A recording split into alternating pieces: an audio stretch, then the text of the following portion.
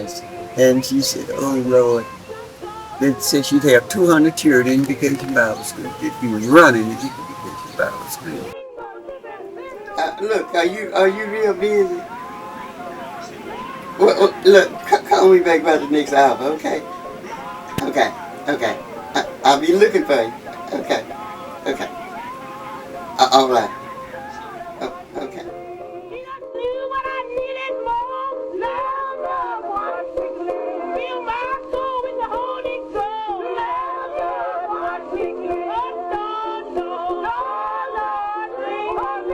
I said, Mom. I said, you know what? She said, what, baby? I said, I'm going to carry this heifer to the bull this time. I said, I ain't carrying her no more.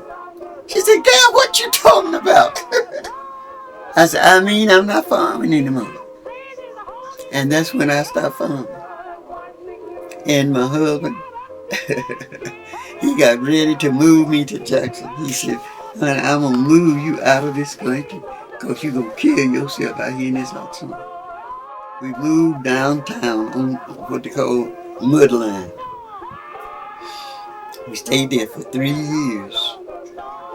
And one of the deacons of the church came to our house and told my husband, I don't know what you moved them children to Jackson for all them children.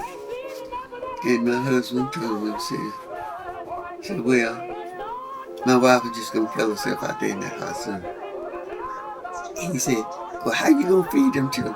And the next thing, he wanted to borrow some money from my husband. What you think about that? Foolishness. You thought we wasn't going to make it. But baby, I tell you, we made it. You made it. We made it.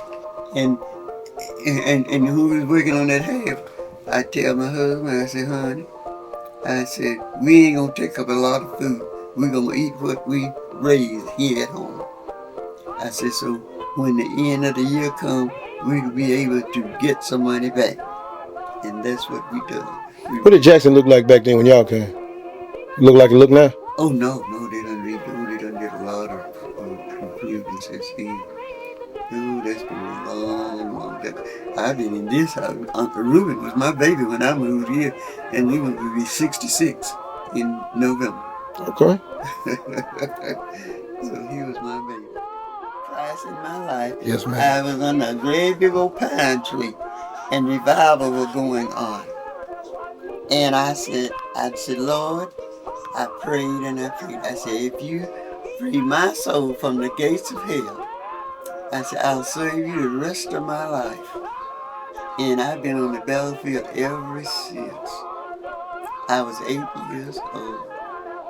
And I've been serving him ever since. When I was 9 years old, they sent me to a state convention to teach an adult class at 9 years old. And I've been teaching and working and serving the Lord ever since. And I ain't got tired yet. At 9 years old, you was teaching adults? Adult class. That's right. At 9 years old, I taught an adult class in the Sunday school convention. Sure did. Yeah, baby, I've been traveling for this journey for a long time. I told the children the other day, I said, I've seen the lightning flashing, and I've heard the thunder roll a many days. And Mary, I was talking about my legs. She said, Mom, do you realize that you've been walking on them legs a long time? I said, yes, I realize that. If there was anything that you could think of to say to your children that would actually inspire them to continue on the tradition of hard work and labor and serving the Lord, what would you tell them? I said, okay. I was talking to Mary. I said, Mary, I said, Dad and I have laid the foundation. I said, all y'all got to do now is just build. Just build. It was already laid. Have they been building? Oh, yes. Oh, yes. Oh, yes. Out of all 10 of them, I've had never to go to jail for now. That's a blessing. And all 10 of them, God has let me live to see all 10 of them retire. So see, I got a whole lot to tell. I told him, I said, I can write you a whole book of my life. We had hogs. My husband had great big old hogs. And the last hog he killed, I think he had a scaffold bill. And the hog's head was so big it would touch the ground.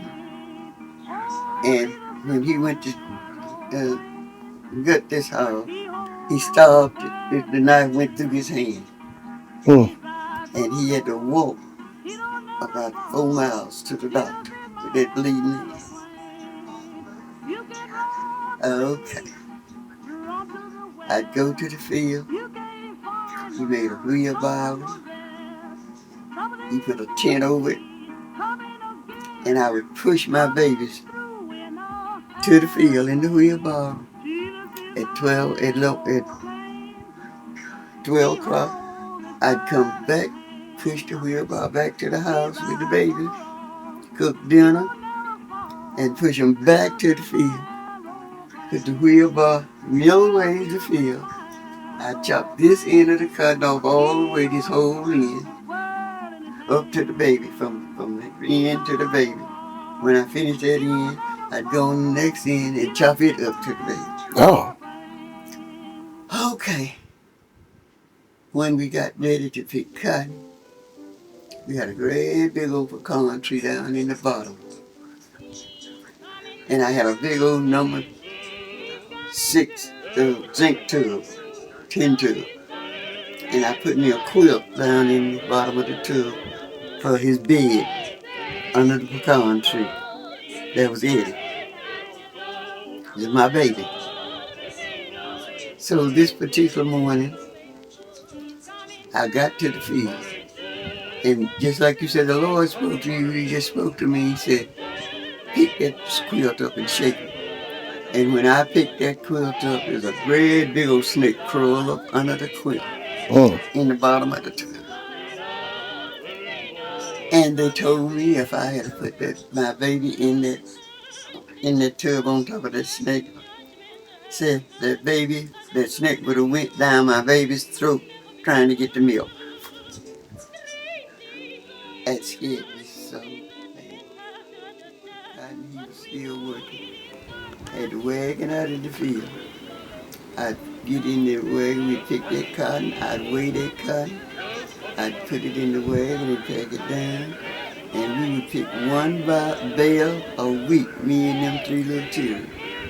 And all he had to do was hold it to the Jew when he come. Okay. We had to have firewood. If I could get anybody to help me throw that tree down, when he get home, I would hustle it, have it sawed up in this saw, with the hounds on each end. You was cutting the wood? I would cut it up in 5 lengths and have it ready to carry in the house. Let me ask you something, Mama. Do you think women today could do what you did back then? Oh, Lord, no. No way. It's not in them? No. I had we had 12 acres of cotton, and we put corn on the same road the cotton was on. If I made 3 bales of cotton, I made 3 loads of corn on the same road.